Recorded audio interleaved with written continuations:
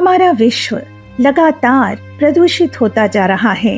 साफ स्वच्छ हवा, पानी, मिट्टी, नदी, जंगल, शहर, गांव, समंदर और सड़क, धीरे धीरे हमारे आसपास का समूचा वातावरण लगातार दूषित होता जा रहा है।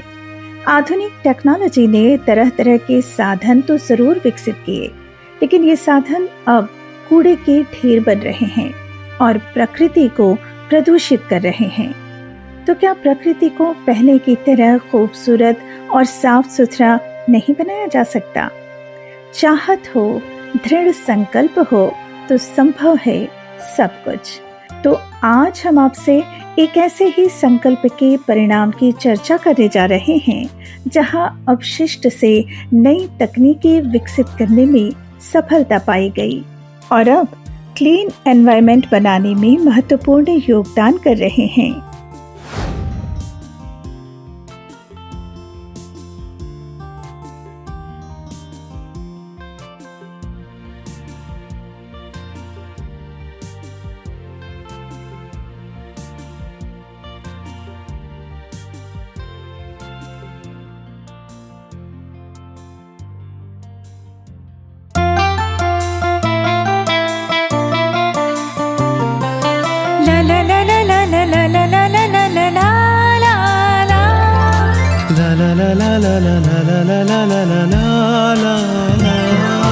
उठो उठो जागो चलो चलते रहो, संबंधों को खुशी से निभाते चलो। हो जाए सब सुखी, हो जाए सब समृद्ध, विकसित हो सारी गांव, विकसित हो हर प्रदेश।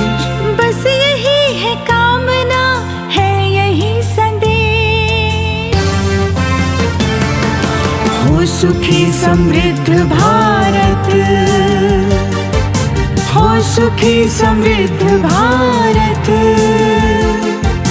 हो सुखी समृद्ध ये धरा, हो सुखी समृद्ध पूरा विश्व। देखा जाए तो भारत में पारंपरिक रूप से गाय को गौमाता कहा जाता है, लेकिन समय के साथ गाय का महत्व घटता हुआ सा नजर आ रहा है। जबकि गाय से न केवल पौष्टिक दूध मिलता है, बल्कि गोबर और गोमूत्र का प्रयोग खेती में होता रहा है। लेकिन अब आधुनिक कृषि में इनका प्रयोग थोड़ा कम हो गया है और हालात ये हैं कि किसान गौ पालन छोड़ रहे हैं। गाय के गोबर और गोमूत्र से ऑर्गेनिक फार्मिंग को नई दिशा देने में छत्तीसगढ़ के अभ्युदय संस्थान अछोटी ने राष्ट्रीय भूमिका निभाई।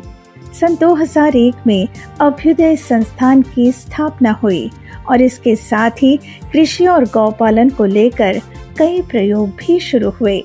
इसी के तहत गोबर से बायोगैस बनाने के लिए प्लांट स्थापित किया गया। बायोगैस का प्रयोग खाना बनाने के लिए किया जाने लगा और बायोगैस प्लांट से डाइजेस्टेड गोबर से जो स्लरी बनी, उससे बनाया जाने लगा खाद। उसी दौर में ये विचार आया कि अगर बायोगैस को एलपीजी सिलेंडर में कंप्रेस कर दिया जाए तो इसको स्टोर किया जा सकता है और दूर दूर तक भेजकर प्रयोग किया जा सकता है। बस यहीं से हुई शुरुआत एक नए प्रयोग की, जो 2 साल में इस कदर सफल हुई कि संकेत ठाकुर और तरुण पिथालिया की टीम ने कंप्रेस्ड बायोगैस से अपनी मारुति कार चलाने में सफलता पाई और साथ ही सिंचाई का पंप और बिजली पैदा करने के लिए बायोगैस से जनरेटर चलाने में सफल हो गए। छोटी में भी शुरुआती दौर में मेरा ज्यादातर समय बायोगैस प्लांट में रिसर्च करना, गैस सिलेंडर में बायोगैस को भरना या बैल चालित पंप चलता था ना उससे। उससे हमने पंप चलाया, सिंचाई का पंप हमने चलाया उससे।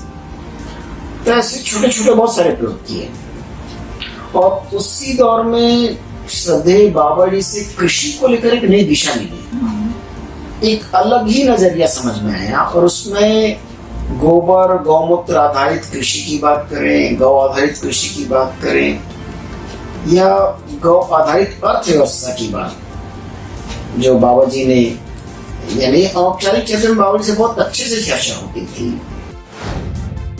और लगातार अथक प्रयास करने से हमने अंततः जितना हो सका, हमारे पास उस समय जितने सीमित संसाधन थे या हम जो व्यवसाय कर सकते थे, उसमें हमने गोबर गैस प्लांट को फिल्टर करने के लिए एसी का कंप्रेसर, कंडेंसर और एक पाइप जमा बना के सारी चीज़ों को बाईपास करके सिलिका जेल और पानी वगैरह डाल के उसको हम लोग फिल्ट्रेशन करने का प्रयास करते रहे और उसमें सफलता मिली। उस गैस को हमने फिर सिलेंडर में भरा, सिलेंडर भर के फिर गाड़ी चलाई।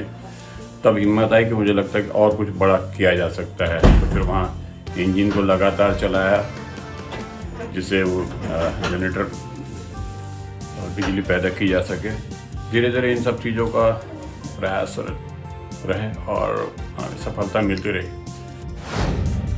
संकेत भैया नए नए प्रयोग करते थे। एक तो अनिल राठौर भैया, कल्पेश भैया गौशाला खोले, तो गौशाला के लिए लोग वहां पर देखने आते थे, देसी गाय को देखने आते थे और गौशाला के नाम पर अभ्युदय संस्थान प्रसिद्ध हुआ। और दूसरी प्रसिद्धि संकेत भैया के कारण है, वो नए नए प्रयोग करते थे। जैसे गोबर गैस प्लांट लगा, अब गोबर गैस प्लांट लगा तो गोबर गैस को सिलेंडर में भरना, तो जिस समय उन्होंने गोबर गैस को सिलेंडर में भरा वो चीज अखबार में आ गई और लोग देखने जाने लगे। फिर उस सिलेंडर से संकेत भैया ने गाड़ी चलाई, ये अखबार में आ गए, तो फिर लोग अभ्युदय संस्थान जाने लगे। गोबर गैस से कार चलाने के प्रयोग की चर्चा देश भर में होने लगी और फिर एक दिन आईआईटी दिल्ली के मैकेनिकल इंजीनियरिंग विभाग के एचओडी प्रोफेसर आर गौड़ अपनी टीम के साथ आए और उन्होंने इसी विषय पर शोध को आगे बढ़ाने के लिए एक छात्र को पीएचडी करने के लिए प्रेरित किया। आईआईटी दिल्ली में गोबर गैस कंप्रेशन पर रिसर्च का परिणाम बहुत ही उत्साहजनक रहा। बायोगैस को हम किस तरह से प्योरीफाई करके उसको सिलेंडर में भर सकें और फिर उससे कोई व्हीकल चला सकें, चाहे वो कार हो, चाहे ट्रैक्टर हो, चाहे टू व्हीलर हो, उसको चलाने की टेक्नोलॉजी भारत में पहली बार हम लोगों ने कोशिश शुरू की और 2006 में आते आते हमने टेक्नोलॉजी डेवलप कर ली। वाटर स्क्रबिंग सिस्टम से हम जो बायोगैस में मीथेन और कार्बन डाइऑक्साइड दो मेजर कंपोनेंट होते हैं, तो कार्बन डाइऑक्साइड को उससे अलग किया, हाइड्रोजन सल्फाइड को उससे अलग किया और प्योर जो मीथेन बनी उसको सिलेंडर में भरना शुरू किया और उससे गाड़ी चलाना शुरू किया। तो ये टेक्नोलॉजी को हमने पेटेंट किया और ये काम आगे बढ़ा और इसको हमने नाम दिया कंप्रेस्ड बायोगैस।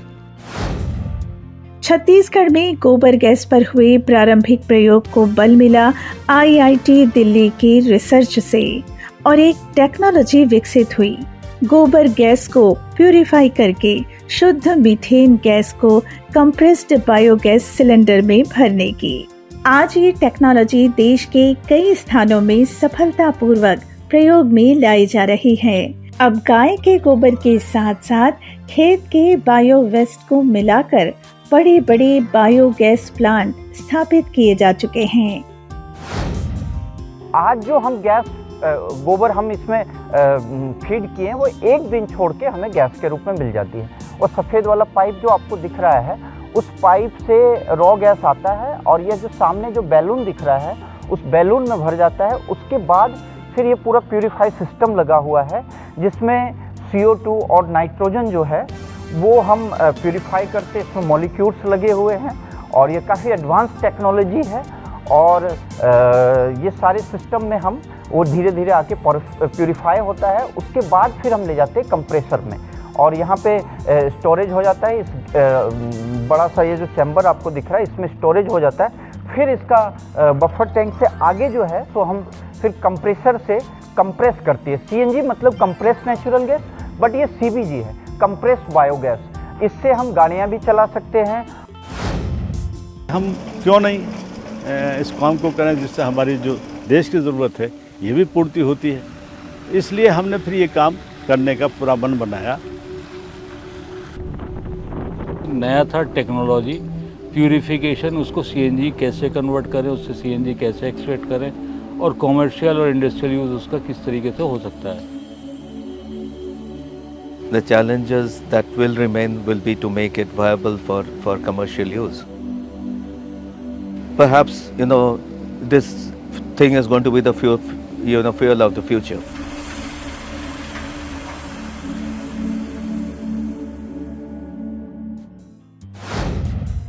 तो कैसा लगा क्लीन एनवायरनमेंट की दिशा में बायोगैस टेक्नोलॉजी का ये प्रयास? हमें जरूर बताइएगा कमेंट बॉक्स में।